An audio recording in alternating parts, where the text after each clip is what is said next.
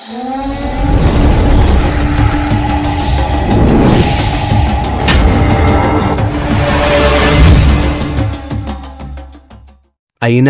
నేను ఒక్కడినే భావించను, ముంబైకి రాబోతున్నానున్న ఊహతో వణుకుతున్నాను.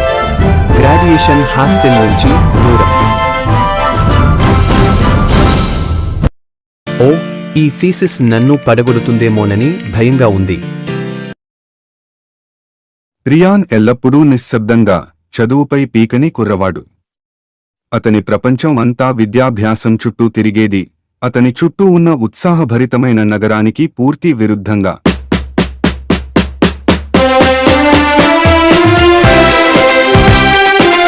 అప్సర శాపం యొక్క పురాణం ఆసక్తికరంగా ఉంది.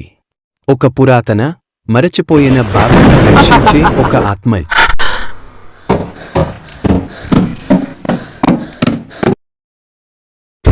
పుస్తకంలో చెప్పిన పాత బావి అదే కదూ? భయానకంగా ఉంది.